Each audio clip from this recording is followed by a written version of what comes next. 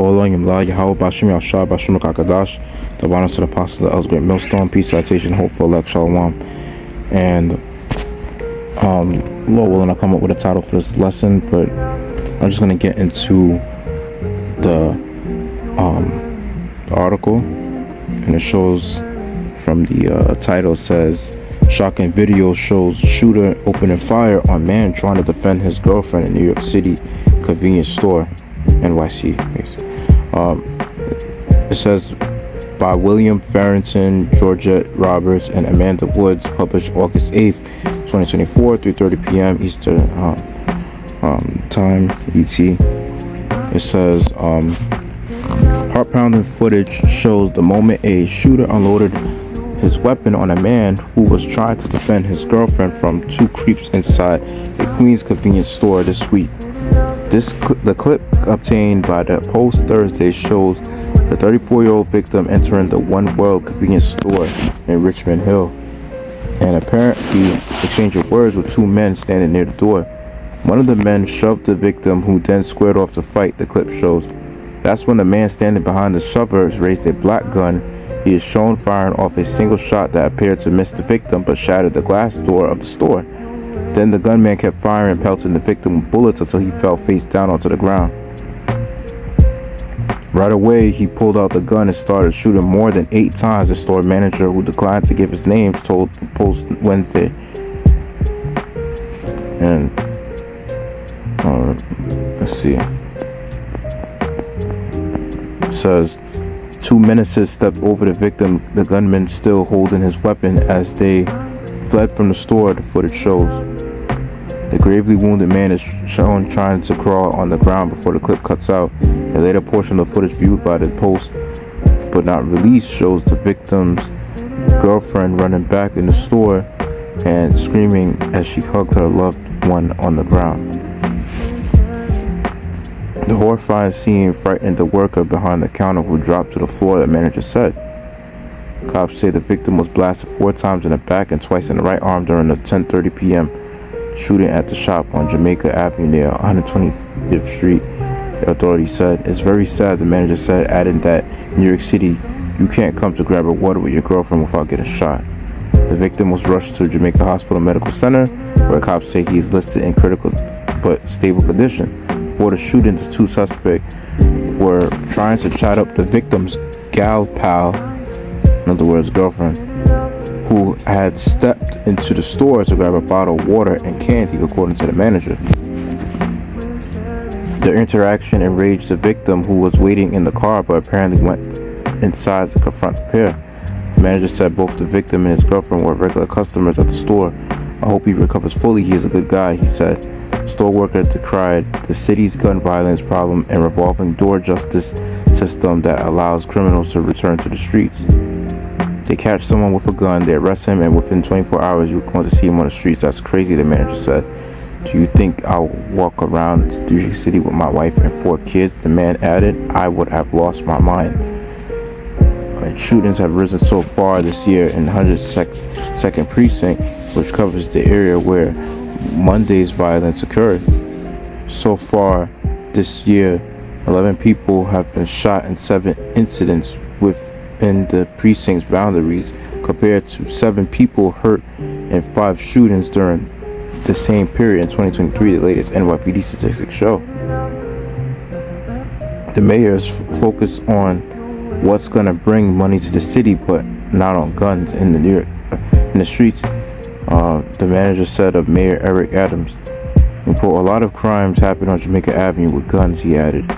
And quote, the city needs to focus on people losing their lives because of guns on the streets. So without further ado, I'll bring out some scriptures and speak a little bit on this lesson, and Lord willing makes this lesson edifying. So Ephesians 5 verse 15 says, see then that ye would walk circumspectly, not as fools but as wise, redeeming the time, because the days are evil. Wherefore be ye not unwise, but understanding what the will of the Lord is. So yeah, so what that guy did was he confronted those 2 men that was trying to holler at his girl, that he thought because he didn't walk in the store with his girl.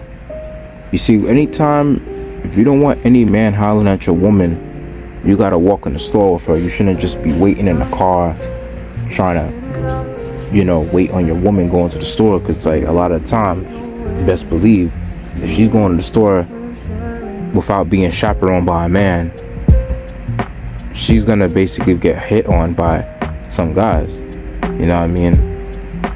Because less likely a guy would ever hit up, try to hit on your girl, try to be like, yo, what's up? When he see that you got a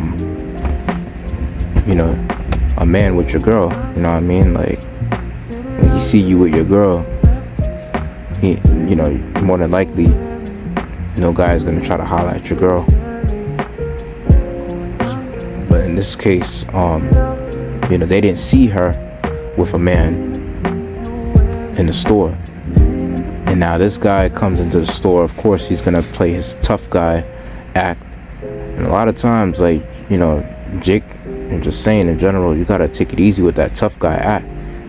You could be tough, but at the same time, it's like you have to use it, do it wisely. You know what I mean? Like, yeah, if a nigga try to punk you, try to attack you, of course you fight back, and you of course throw hands back and things of that nature.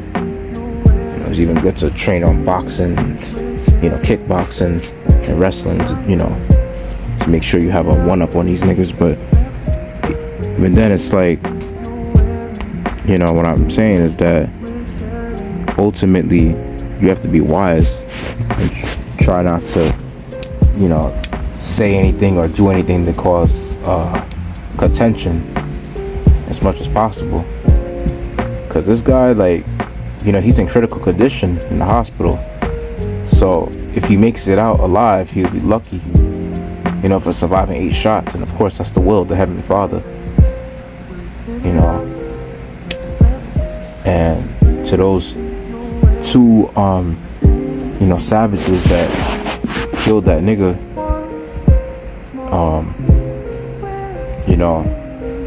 they had, of course, a spirit creative vengeance on them to do those things. And more than likely, that guy, what he said was he most likely threatening them, for talking to his girl. And scriptures talk about, like, a lot of times, with that mouth that you have, you got to be careful, because your words carry vibrations. Scriptures say that life and death is at the power of the tongue. It tells you that in, I believe, in the book of Proverbs. So you got to be careful on how you talk to people a lot of times, and the words that you say, and your tone as well. Because sometimes some things that you say could trigger someone to carry a weapon, to pull out their weapon and attack you with it. You know what I mean? And Proverbs 15 verse 1 says, a soft answer turneth away wrath, but grievous words stir up anger. Right. So, and one thing is, like, them niggas could have been high, they could have been drunk, and at the same time they see another nigga coming in the store pressing them about, hollering at his girl. They feel like they were looking like they were being pressured, by this nigga, and they felt like they were gonna be weak in front of the store manager. So they figured, hey, let me just,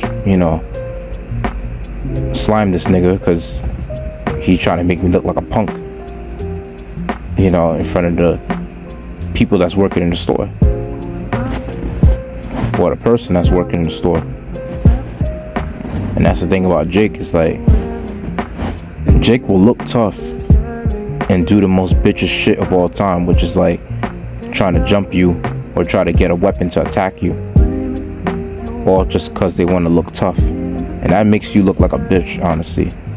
The fact that you're not fighting fairly, that you want to try to get a weapon and make the fight easier. I can understand if you get a weapon if somebody's trying to jump you, but now if you're just trying to get a weapon and you outnumber that person at the same time, it just really shows you, that you are in no way, shape, or fashion a tough guy at all. And the thing about the time that we're in, scriptures say that how men shall be lovers of themselves, and because iniquity shall abound, the love of many is, shall wax cold. So yeah,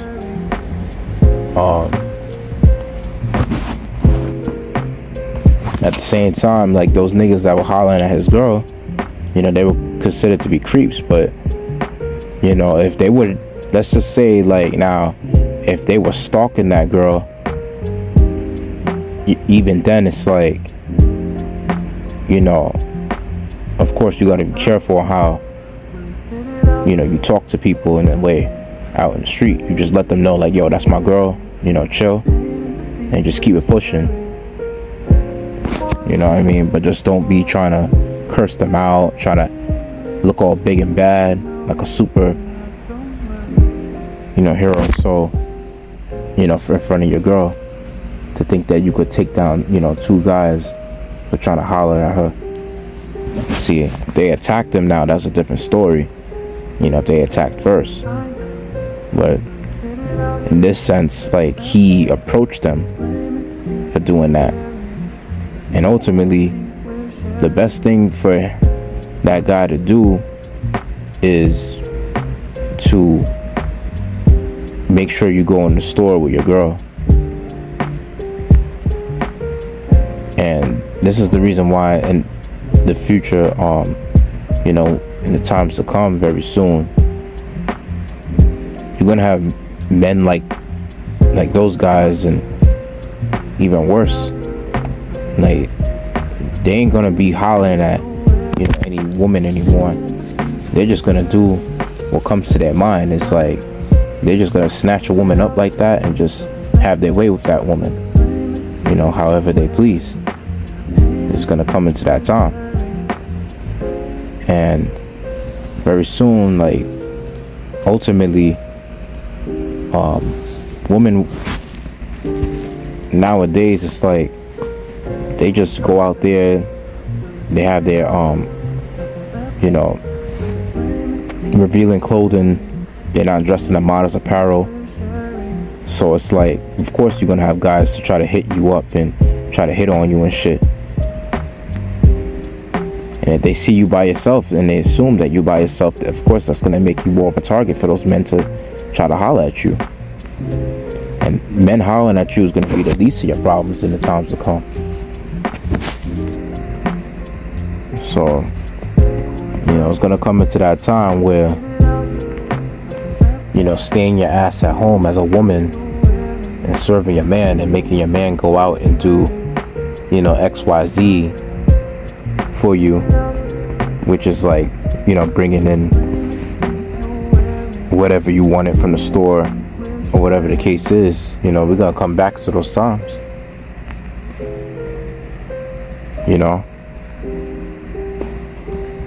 Because from what I've seen, from the video and from what I was reading in the article, those men seem to have, like, of course, a spirit of jealousy on them, and also wrath as well, because of the fact that how they were approached by their boyfriend, by the girl's boyfriend, and the fact that he was talking crazy to them made them feel upset and made them feel like they weren't shit. All he had to do was just make sure that you was in the store with her. Now, if they came to the car and said some shit, then that would be understandable. You'd be like, yo, that's my girlfriend, take it easy, watch out and shit, you know what I mean? And I know this kind of ties up a little bit with this, because you got a lot of niggas out there that want to play that tough guy role, when it's coming to pleasing a woman. But this is like a First Ezra chapter 4 verse 26. It says, like, this will be the last precept. Yet many there be that have run out their wits for women and become servants for their sakes. Many also have perished, have erred, and sinned for women. So yeah. So you have it to where, like, this guy in this example, he has erred for this woman. He almost perished, which, you know, of course, the hospital has to declare that. And basically, he didn't use wisdom, because he went back to the store to look like he's somebody, you know, big and bad. And that wasn't really wise, because now that could have costed you your life. And in this case, it probably did, if, you know, he doesn't come out alive in the hospital for being in that critical condition. And a lot of times it's like, these niggas will do that shit just to keep their woman. And you best believe if this nigga died, she would not be remaining as a widow for him and things of that nature mourning his death. And probably her, you know, now with the way these women are nowadays, shit, you know, him being in the hospital in critical condition, who knows if she's, you know, fucking around with other niggas behind his back. You know, you have niggas that always, you know, will try to pull that tough guy act to try to prove something to their shorty. And a lot of times it really ends them up in the you know, in the hospital, or maybe even in jail, or even 6 feet under, just because they couldn't control their emotions around a woman, because they wanted to try to impress their woman. And I forgot to bring out this part of the precept, but it says, by this also you must know that women have dominion over you. Do ye not labor and toil and give and bring all to the woman? Yeah, and a man taketh his sword and goeth his way to rob and to steal, to sail upon the sea and upon rivers, and looketh upon a lion and goeth in the darkness, and when he hath stolen, spoiled, and robbed, he bringeth it to his love.